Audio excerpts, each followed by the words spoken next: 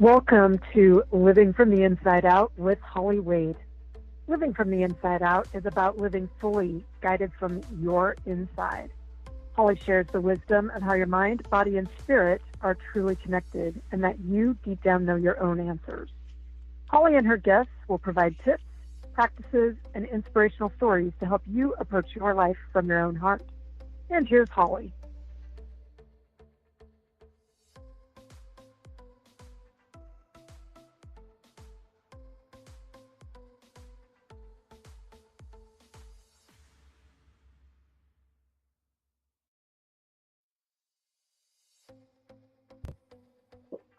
Hey everyone, thanks for joining us this week for part 2 with our relationship experts and coaches, Edwin and Allison Perez. Elvin. I am so sorry. I have a friend named Edwin, and that's why that popped out. We do too. Yeah, he was my dance coach. And so it's just this, thanks for correcting me. No problem. So Elvin and Allison Perez, and we were continuing the conversation from last week, or just from a few minutes ago, honestly. But you're getting to hear part 2 this week. And we were talking, I was saying, I love that this is about relationships in general, not just marriages. And that you really deal with relationships. Yeah, Allison, you were diving in.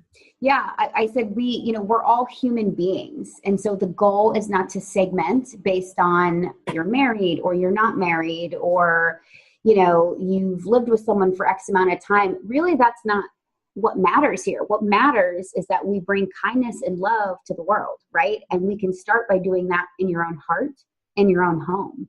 So we don't discriminate at all. We've worked with same-sex couples. I mean, we are so open because we are all humans and we all need, want, and crave love.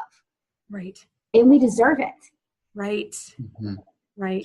Well, and beyond that, we do expand on the definition of relationships to include family and friends, because oftentimes those are our support groups or those are the thorns on our sides. And so we really, have to come full circle with it all. So that we can have the greatest impact that we can possibly have while we're here on this planet. Yeah. One of the things that I just so appreciate is that you are a couple. And Elvin, you can bring the male perspective right in and mirror things back to guys, because I think that is a void that we're missing. I ended the last show saying, I think that the feminist movement was well-intended and it's creating more division. Yeah. And rather than creating healing, and it's bringing in more anger and confusion on both sides of the spectrum. Like, as an example, women becoming offended by what used to be gentleman gestures, like opening the door, or who pays for this date, or who. So those old-fashioned rules. Down with the patriarchy. Yeah, we don't know what we're supposed to do, and this is even coming up in my own current dating relationship. Like, how do we navigate this? So that we both feel honored and respected. Yep. And so anyway, I'd love to hear. just roll with it. Yeah, no, absolutely.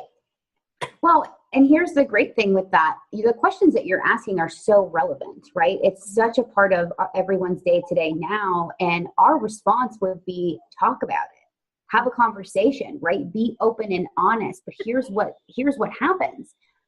That's not the go-to.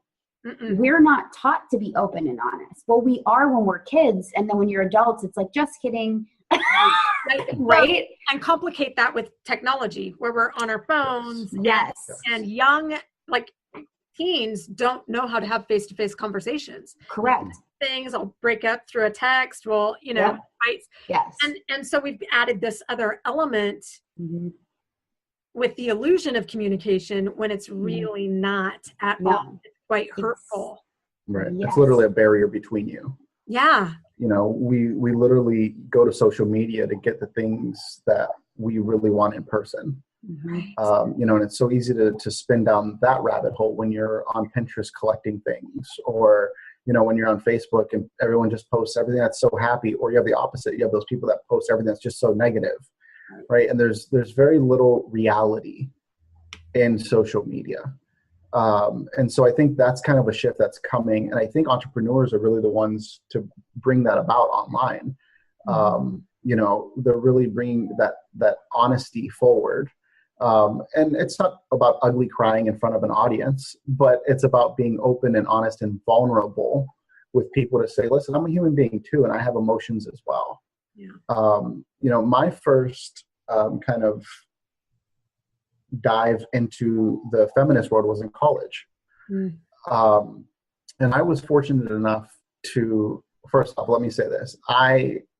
When I was younger, was very flirtatious, was very stereotypical, didn't get it at all. Like I was well liked overall, but I was so aggressive in all the wrong ways. And it really led to me falling out of alignment with myself, to the point where it took me years after college, really, once I realized this, to kind of come back from it. But it was in college when I started working with an organization that worked with victims of sexual assault and survivors of sexual assault, both male and female. And it was at that point that I was like, whoa, like until you're in the middle of that, you don't really see how prevalent that culture is. Yeah. And so I think, that's one thing that I appreciate the feminist movement for, is bringing that all forward into the light, because as men, truthfully, we didn't know. Right. We were a part of the problem. Many of us still are, but we didn't know, because this was just how things were. Right. We didn't know it made you uncomfortable. We didn't know it was wrong. Yeah, I wouldn't say that to my mom, but you're not my mom. Right. Right. And so it was really in college when I kind of had this awakening. And then it took me, I don't even know, 5-7 years after that point to bring it all back together, to really decide who I want to be as a man and what representation do I want to give my fellow men, and how can I give a hand out to them to bring them with me and lift them up, because they just don't know. Right. And the ones who do know, there's so many complicated rules, like you said before. There's so many different things that vary from woman to woman, that it's hard to know what's appropriate.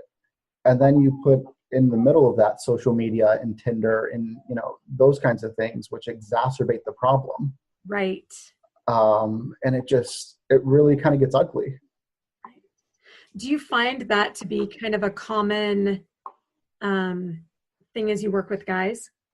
As you work with men? Just kind of this disconnection, or this idea of what they were supposed to be, and now they're in this relationship and that's not who they're supposed to be. Like, do you find that to be kind of a common thing that you're working through? Yes. It's extremely common, because the truth is most people don't come to me because they are in alignment already. Right. They realize that they're not exactly where they want to be, and they're sometimes not even sure where that place is or what it looks like.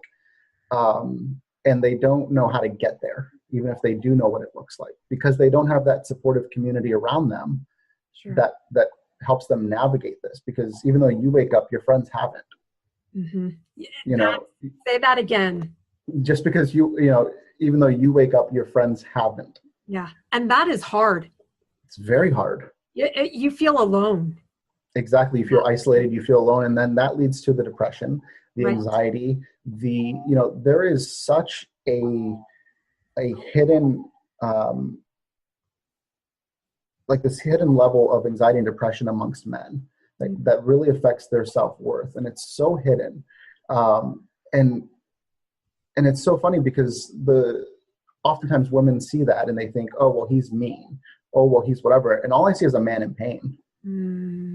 It's not so much that he's mean. It's that he doesn't know how to react. He doesn't know how to act. He doesn't know who he is. And when that happens, he just wants to protect himself. He doesn't know what you meant by that comment. And so he chooses to protect himself and push you as far away as he can. When you throw something that's new or different or a curveball, oftentimes men will either shut down or explode. And both of those are to protect themselves. And they're both quite damaging. Very damaging. And as the person on the receiving end, let's say for me as a female, I take it personally. Right. It's a personal attack, right, against me. And when in fact, it has nothing to do with me. Right. But it creates that divide a little wider each time it happens. Every time it happens. And this divide exists in our homes. It exists in our workplaces. It exists in the world, right? I mean, the divide is everywhere. And it's such a communication breakdown, just kind of worldwide. I mean, I think it's so critical to learn these skills. And I think in the first episode, Holly, you mentioned this, like, you know, learning these tools, learning these new ways, learning these skills. And I think sometimes we feel silly as adults because we're like, well, we should just know how to do this, right? But the truth is, no, you shouldn't. You had to train to do your job. Athletes train to get better at what they do, right? I mean, everyone has to train to become the person they choose to be. And this is no different. Exactly. I talk about it a lot as, you know, this has been, the more we do something, it's like, I'm glad that you bring up, I'll just use the illustration of sports or being in the weight room. The more you do something, the more you're building muscle memory. And it's the same kind of thing. So the more you have done something a certain way or believed something to be true or thought a certain thought, we're going to reinforce that.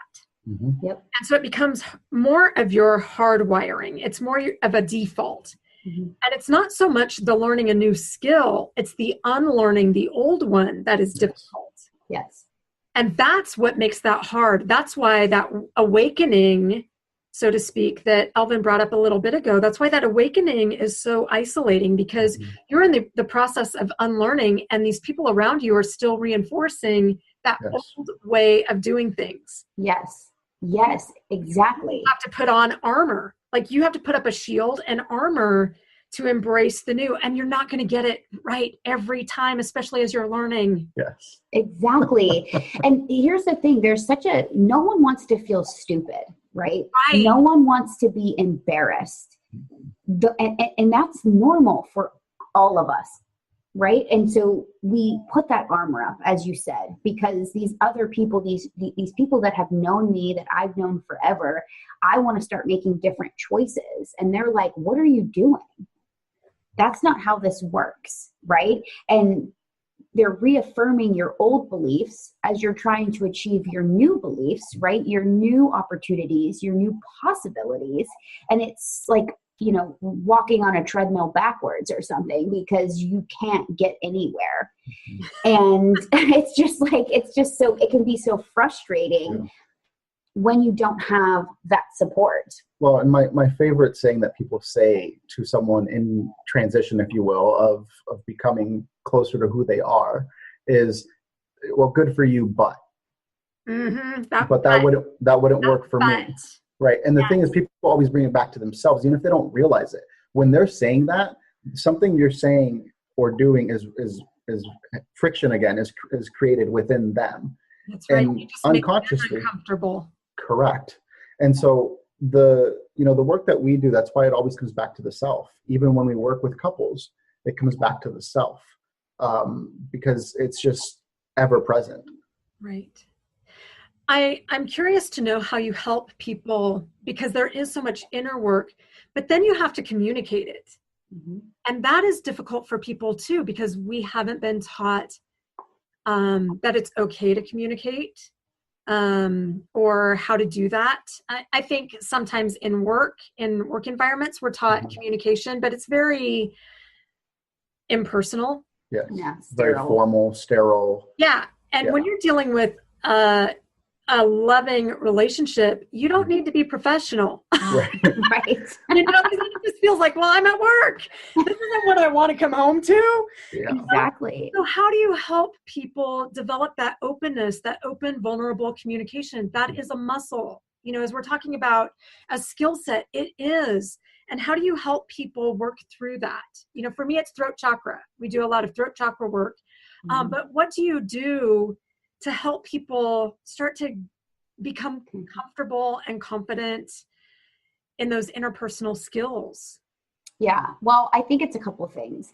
One, I think it's about, we talk about, we have a mind, body, soul approach that we take with different things. Which is why I love you. And that's like, I know. I love it. I love it. And so the mind piece is our thoughts, right? And once you can grasp that you have full control over your thoughts, you can flip, and that takes time, right? And for every person, that takes a different amount of time to really grasp and implement. Then we can flip into our heart, and that's like the body, the emotion piece for us. And that's also where the listening comes in. Yeah. And then from there, we flip into the soul. And the soul piece for us is purpose and trust. And that's when the intuitive self can actually be heard, because you've kind of sludged through the swamp at that point, I guess you could say. But I think also it's really important to understand that working with people individually, we then need to bring them back together in a way that feels loving and is led by curiosity. That's a really key word for us when it comes to our clients, because once we can get that first, we really coach in 2 layers. The first layer is the self. The second layer is the relationship.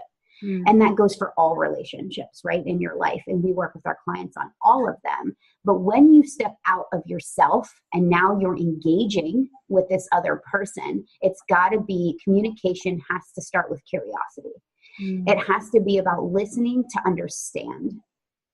And we teach our clients how to do that. We teach them how to have those conversations. And when individually you're both learning these skills, of course there's stumbles, right? And we don't strive for perfection, we strive for progress. So then you can come together and have now a different kind of conversation, right? And you're not going to nail it every time, but like you said, it's muscle memory being built, and it will get easier and better with time. And arguments that would have taken you days or longer now take seconds. That's awesome. Because you know how to work through them. You know how to articulate yourself. You know how to come together, not maliciously. You're not hitting below the belt, right? You're also not shutting down. And so you're able to express and understand one another and move on. Like, that's the goal. Right. Release. Correct. You're never going to not have arguments. Like, that's inevitable. So that is not the goal. The goal is to know how to handle it when disagreements come up, how to handle yourself, how to handle your partner, so that you're both really, kind of leveling up in your life as you move forward. Yeah. And you're constantly striving for new ways and new goals together. You don't want to stay stuck in the same place. Yeah. And I just want to add that question of how do you communicate these things together when you're both growing is what triggered us to do this work. Before we got married, so we knew we wanted to get married. We had been engaged, and we were like, I've got a lot of baggage here. Like, I didn't realize it until I started talking with Allison more, and I'm like, wow, those last few girls did a lot of damage, right? My childhood, there's a few things there that need cleaned up. And so we both started seeing a life coach separately, the same coach, but that coach wouldn't see us together. And so we weren't able to come together in that way. And so it was a trial and error. We really truly learned and mastered growing individually while communicating that together so that we can grow as a unit. Which is why I think that your work is so important, because what I tend to see is more often the individual, yes. Yeah, that's great, but that's only one piece of healing as a couple. Right. Yes. It's all about individual empowerment, but no one tells you how to then have relationships with your new self and these other people who may now feel threatened by this new you inadvertently. And so we work through all of that step by step. And part of what we do is give you the different perspective. So many people get stuck in the what ifs. And, well, if I do that, what if this happens? Or, my mom did this and I'm just so mad because whatever. And you give them that different perspective. And it's like, someone literally said to Allison, wow, I've been trying to figure out my mom for 27 years or something. And you literally summed her up in a minute. Yeah. What a gift. And had new awareness now with her mother, and was then able to take new steps to grow that relationship. Yeah. So, yeah. And those types of conversations, right, those types of tools that we give our clients are around boundary setting, right? Healthy boundaries and what that means. New ways to approach same old situations so that you're not, keep approaching it the same way, you're going to keep getting the same result. So we bring the newness so that you can try things different, because here's what we see, I would say with every client, is that new awareness becomes present in their life and they don't have the new tools to handle it. And so you get stuck in a state of limbo. And when you are between new awareness and new action, is what we call it, that is where anxiety, worry, depression grow. Because you're literally stuck in a state of, well, now I know this, but I don't know what to do different. Right. And just even saying that to me feels heavy in my body. Like, what a confusing place to be, and what a detrimental place. There's that rabbit hole if you don't know how to get yourself over the bridge. Right. Elvin, you said something a little bit ago that I think is worth diving into. Okay. And that was, about just in your own life that you recognize that those previous relationships had created damage in you. And I think, women, we tend to blame that, like, this guy, but we don't recognize that it goes both ways and that men are hurt too. Yes.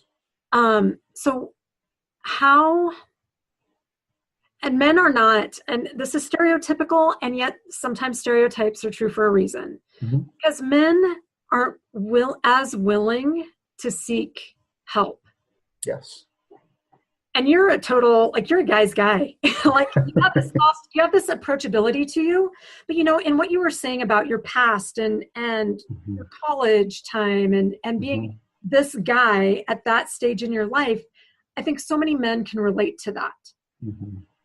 I'd love to hear your thoughts and how to invite men to work with you. Yeah. Because relationships are important for them too. Absolutely. And what you often find is men will medicate, but they won't actually seek to relieve the problem. And in my neck of the woods, that medication is at the bar. Yes. I can't tell you how many people either at the bar, or some will get formally put on antidepressants or sometimes antipsychotics, depending on where we're at here. Right. But beyond that, I can't tell you how many more will take Adderall or something along those lines so that they can perform at work or wherever they need to, right? But all that does is mask what's actually going on. And like I said before, all I see is a man in pain. Right. All I see is a man who's confused and doesn't know where to go to, because he can't ask his father, he can't ask his grandfather, and his buddies are at the bar with him. Right. So he has no space. He has no place where he can, like a gym, go and train to be himself. Right. And so that is so important. I want men to understand and to realize that though those things may temporarily help you, the problem lies so much deeper than that. It doesn't have to be hard though. And that's what I think, we fear the pain. There's the anticipation because we're in pain now, but I know what this pain feels like. It's comfortable. I can deal with this for years on end. Yeah. But putting myself out there, but, telling my wife or my girlfriend how I actually feel, or telling my dudes how I actually feel about something, that shit's scary. And it's so interesting to me. That's human nature. That is human nature right there. But as soon as we admit it, it opens up the gates for other people to also start to say, you know what, I feel that too. Yeah. That honesty starts to hit. And it opens the door to release the pain. Yeah. And it's like we choose a slow death because we don't know different. That's exactly what, death by 1,000 cuts. Yeah. And so if the first few men that I worked with, actually, it was depression and anxiety that led to infidelity. Which often is the case. Exactly. And so then once they're out of the house, once they're whatever, you don't have to push yourself that far. You can take it if you really want to. I truly believe that. There is no level of pain that you can't withstand if you truly want to. However, there's no reason to go that far into it because it's that much harder to come out from it. And it doesn't have to be that way. And it's a pretty big price to pay. It's a huge price to pay. And it's a larger societal issue as well because men don't know their place anymore. Men don't know their value, don't know their worth anymore. And so when you run into that, how can I explain to you how I'm feeling when I don't know myself, when I don't really know? I literally have had clients where I had to print out feelings charts and give them to them and say, here's a feeling chart. And I know you think it's this, but I want you to dig a little deeper on what is it? And it's like, wow, I thought I was feeling this way. And I'm actually feeling angry. I thought I was angry, but I'm actually disgusted. Wow. At myself. Right. And then we work through that because now you have the new awareness and it's so easy to wallow in that. But how do you forgive yourself for being the person you've been? How do you forgive yourself for treating people the way you have? And that's what, I work with. That's what we do is go through all of that so that you can show up on the other side of all of that and not just share your story, but really have an impact on this world because we all have a purpose. We're all here for a reason. We get this lifetime to get to it, to get closer to it, right? We only have this body. And so when it's out, it's out. Yep. But living here, you have a choice. Do you want to live in pain or do you want to live in love? Right. Because that's truly what we seek. Amen, brother. Yeah. And beyond pain, it's suffering. And suffering is a choice. Uh-huh. So, if men want to reach out and work with me, my website is the best way. Elvin, ELVIN, and Allison, ALLISON.com. And if men just want to have a conversation with me, they can, find me on Facebook. They can schedule a call through my website as well. I love that. Yeah. Allison, do you have anything that you want to add? I love all of that. Like I just love that we're having this conversation. So thank you, Holly, for having it with us because I just think it's so, so important. And I think that, when we come into relationships, whether you're a man or a woman, I think that we all carry this baggage with us. If we haven't, kind of learned to identify it, to figure it out. And it comes from childhood. It comes from past relationships, as kind of Elvin mentioned. But we always get to make a new choice. And I think that's what's so incredible. Like coming into our relationship, we both had been cheated on in the past. And so that was a real conversation that we had, right? We literally defined what cheating is for our relationship. And I think that's the other thing. Society tells us what it is, right? But that's not. Well, and society has also made it okay. In a lot of ways, yes, it has. Yes, it has. As just everybody kind of dabbles, right? No. Or, my needs weren't being met, so I have the right to. Correct. Exactly. And a relationship is sacred. That is the person that when you have a marriage, you choose to be a couple. This is the person that you are sharing mind, body, and soul with. And to, I'm going to get on a soapbox here, but to diminish that by cheating or allowing someone else into that sacred space is so disrespectful. Yeah. I'm going to join you on your soapbox because it literally, just to be kind of like relevant with the times here, if you look at the Khloe Kardashian, Tristan Thompson scandal, I was disgusted. Yeah. And as she should be, as every woman should be, or man, when that happens to you, because it is a disrespect beyond all disrespects. Now, our couples come back from infidelity a lot.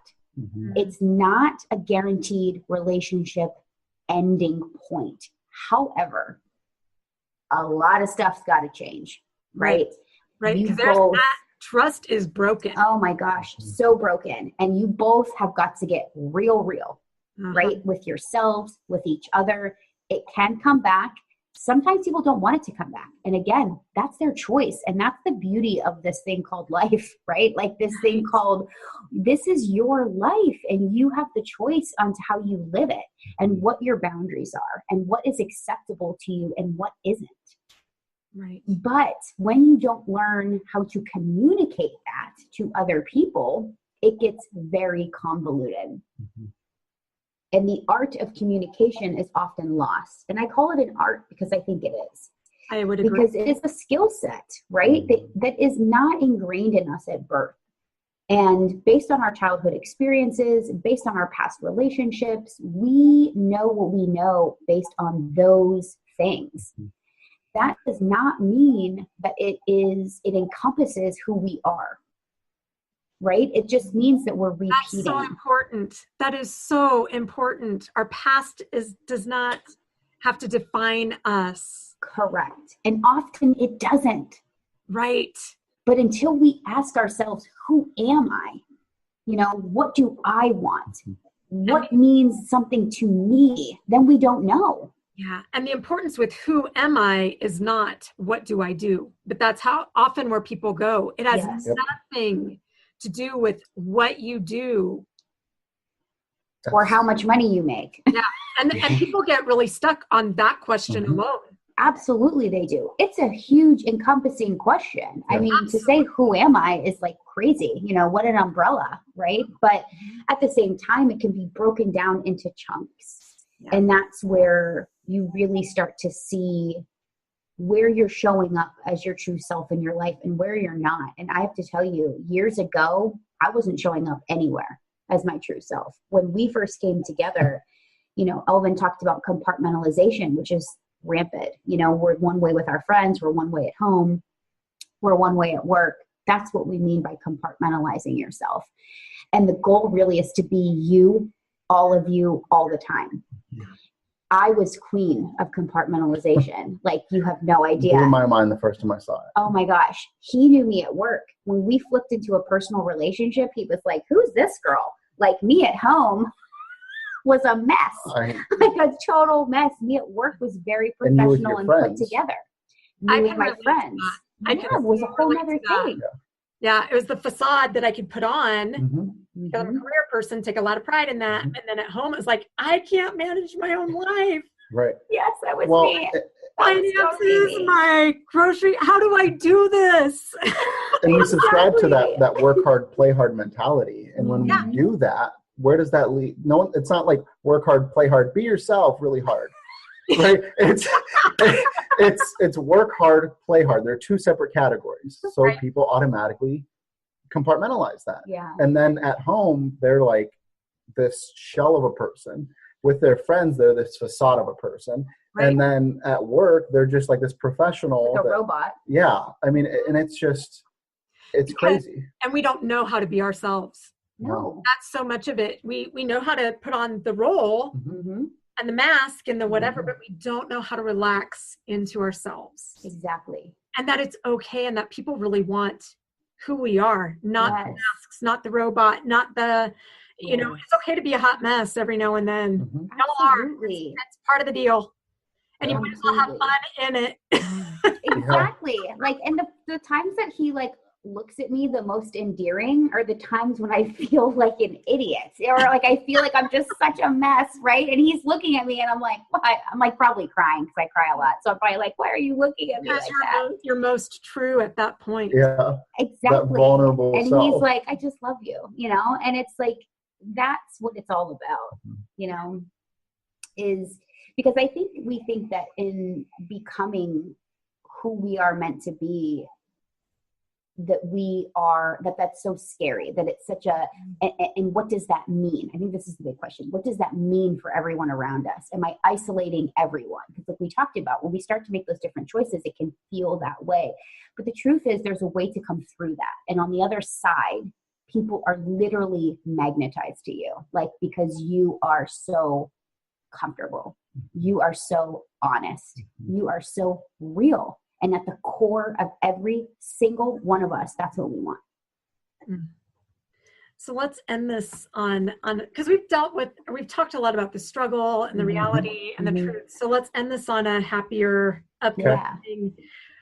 Let's talk about relationships at their best, because that is a part of the spectrum too. And we need to embrace that. We need to celebrate it. We need to let relationships be fun. Yes, they are work. And the flip side of it is they are fun. That's why we come together in the first place. Agreed. Yeah. Well, fun, I think, is one of the most important things that gets lost as a relationship progresses. We kind of get stuck in a rut. We literally just played in a pool. Like a day ago? Yeah. Like noodles, rafts, like swimming races. Yeah, doing swim races. That's awesome. Just us and we live in a complex, and there's it's like a little condo complex, and there's other people here. But we don't care. Like, we don't care who sees us acting like fools. We are having so much fun and just connecting on such a deeper level. You're never going to be this young again. You're just not. You're never going to be this exact person. And so you have to really embrace who you are in this moment and elevate it. And so we wanted to play. And so we did. Yeah. And truly like kids. Like, we embraced our inner children and played. It was so fun. We were blowing water through the noodles to see if we could go further. But that is what we want our relationship to be. We always want it to be fun. We always want it to be loving and endearing and safe, comfortable. We want it to be like that snug old sweater that, maybe it's a little scratchy here and there, but really it just fits you like a glove, and it just represents everything to you. It has all those memories tied into it. That's what we want our relationship to feel like and be. Yeah. And so we create that space in our home. And I think that's what's important is we truly create the space here to the point where our mother-in-law came to visit. My mother-in-law, not ours, mine. And, the first time she came down, she was just like, wow, like, I get it now. I get your life. She didn't quite understand, but she got it. She understood the peace that exists within our home. And like I said, it's not to say that we don't argue or have fights. We do. Yeah. But they last minutes, not days, not weeks, not hours, minutes. Yeah. Because you put the work in early. Yeah. Correct. And we continue to work on it. Allison was having a rough day yesterday, and she ended up going to take a nap and whatever. And I was regrouping, and I thought to myself, wow, you didn't handle that as well as you should have. I didn't do anything wrong, right? But I wasn't me enough. And so when she woke up, I said, you know what? I'm really sorry. And she said, for what? And I said, you just needed loved. And I was just kind of frustrated. And I just wasn't listening to you. And so I'm really sorry. And she was like, right there. Right. Yeah. Like, that's. And I was like, thank you. And then he's like, do you want a hug? And I was like, yeah. And so we hugged. I mean, we literally hug every morning after we wake up. We've slept together all night. Half the time we're spooning, and we wake up and we still hug, because it's not about the routine. It's not about those things. It's about the conscious decision and effort that you put into your relationship every single day. And it's those little things that add up to the big things. It's those little recognizing something that seems so little, but that's what, and it's the hugs and it's the kisses and it's the little things that keep a relationship, I think, strong. It's like in health, it's the little things that add up, that long-term health. It's not that quick diet that you do. No. Not the quick 6 weeks that people dive in with you, or whatever the case may be, however long they work with you. Those little actions that build up the other person. Yeah, it really is. It's the magic. That's what creates the magic elsewhere. Absolutely. Well, and that's important. It is so important. It's important, and it comes from those little things. Yeah. We always say, your relationship is a marathon, not a sprint. And yet it gets created in every moment. One of my favorite things is to tell, we say this to ourselves, we say to our clients, I'm creating my future in this moment. And that is so true, right? The decisions you make now are creating that future for you. So there's such a beautiful to me, it's like such a beautiful dance of like the now and the then, like that is coming. And I just love the way it all comes together. And I think we choose to be present. Yes. You know, I could stress over all the things that I have coming up, or I could just focus on today. Mm-hmm. You know, and it's like, it really is a choice. Mm-hmm. And we do that with our relationship and our business and with all things. Yeah. Because at the end of the day, there's nowhere else to be than with each other. Yeah. And it seems like you allow for that spontaneity, which is we do. Yes. I realize we live in a world where we have to schedule things. We have to schedule dates and dinner and all those things together so that there is that concentrated, connected, that intentional connection time. Mm-hmm. Yeah. And there's something said for that spontaneity. Yeah. That pool playtime was not planned. No. We were like, hey, you want to go swimming? Yeah. Okay, let's do it. And we just did it. And so, yes, you're so right. Like, we need variety as much as we need certainty in our lives. And so creating that space is so key. Some of our most fun times, we literally the one night went to bed. We're laying in there for like an hour. I'm like, I'm not tired, are you? He's like, no, we just couldn't fall asleep. We're like, let's go do something. And we have moved to a place where there's activity like 24/7. And we did that intentionally because we wanted that vibration. Mm-hmm. So we hopped out of bed, got dressed, and went out for like an hour or two. Just like being in college. Yes. Yes. And I understand, like, if you have, kids at home and things like that but go to the backyard. Make it a fun something. I mean, truly, like, you can make anything into something. Yeah. I mean, the one day it was raining really hard down here. It was dark out. And I was like, do you want to play ninja? And she's like, what? I'm like, when I was a kid, I wanted to be a spy and a ninja. That was my life goal. and she's like, what do you mean? I'm like, we're going to go outside and we're just going to run around and sneak around, but we can't let anybody see us. And like I said, we kind of live in this little complex. And it's very outdoor. We live in Louisiana, New Orleans. So it's all exposed to the outdoors. And so we're like running around barefoot in this rainstorm, sneaking around our complex, just like being, children essentially, but it's so fun. Yeah. And that spontaneity doesn't just start and stop in just this relationship. When my mother-in-law came to visit the last time, we went for a bike ride. We were walking somewhere. She saw these blue bikes and she said something. I said, oh yeah, those are only $8 an hour. I said, do you want to ride one of those? And she's like, yeah. She's 50 plus, right? I mean, she's going to be 60 and she's ridden a bike and I can't tell you why. She hopped on one like she rode it yesterday. We had so much fun. That's awesome. Yeah. Like, it's just those little things. It doesn't always have to be big or elaborate or planned. And we only rode bikes for, 15 minutes, maybe a half hour at max. It doesn't have to be something that's time consuming. Yeah. It's quality over quantity. Absolutely. Exactly. Yeah. Exactly.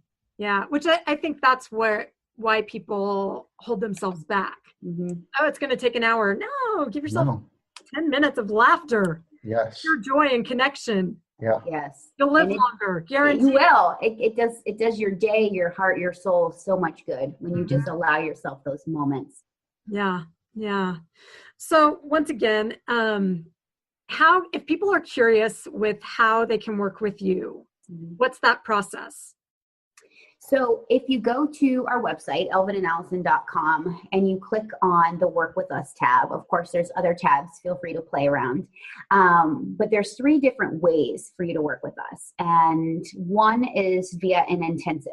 So it's just a 90-minute session, but you get 7 days of tech support from us afterward, plus a 30-minute follow-up call. And I have to tell you, magic is made in 90 minutes. Like, I cannot even tell you the breakthroughs, the epiphanies, and the greatness that comes from even that amount of time. And so that's for the person who wants to try this out, but isn't sure they want to do a longer term commitment, or even someone who says, you know what, I actually have this awareness. I'm just looking for the tools. And so maybe they just want a shorter term relationship, and that's absolutely fine. But we also have an individual coaching package. And with that, there is an application process. And so you can click on the button to apply. There's a ton of questions that we want to answer, or we want you to answer, and then you get to schedule a call. Nice. And we can then chat with you on the call and see if working together a little bit longer term would be a good fit or not. And then same goes for our power couple coaching program.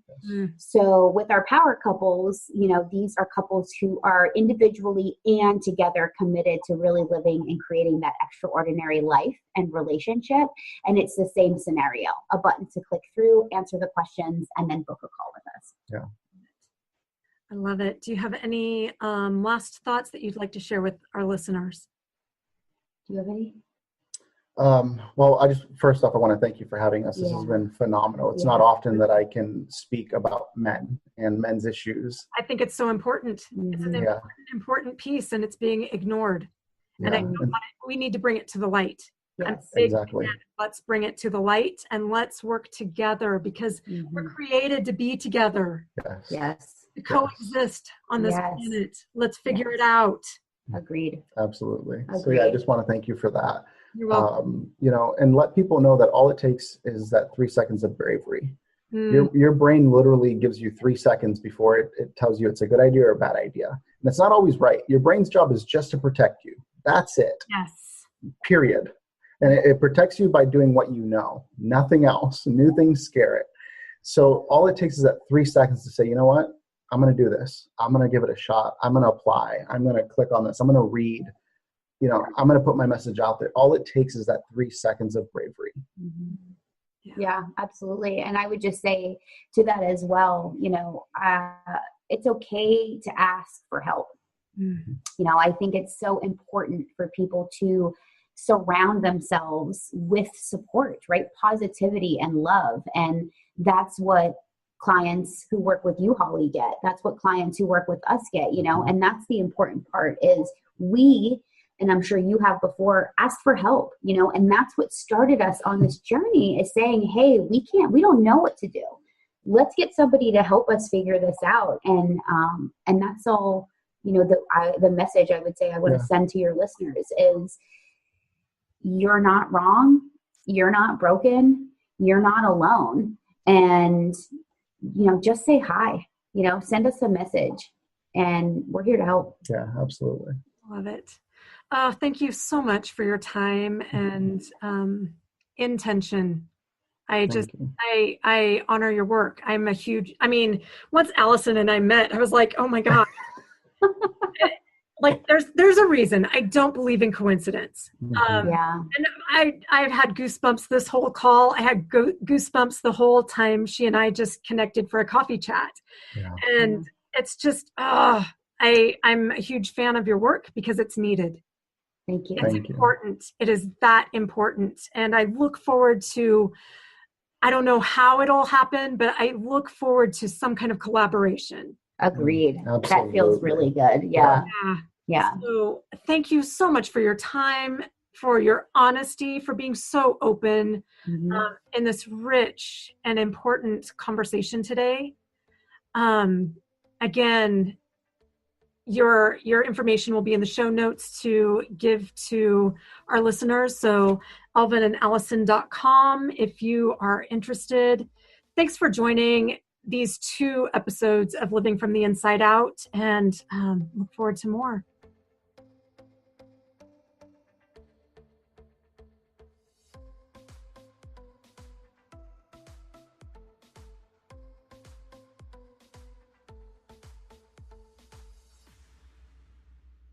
Thank you for joining us at Living from the Inside Out. Listen every Tuesday at 6 p.m. Eastern. To connect with Holly, just go to www.globalvoiceradio.com. Global Voice Radio is where your voice and your message is heard.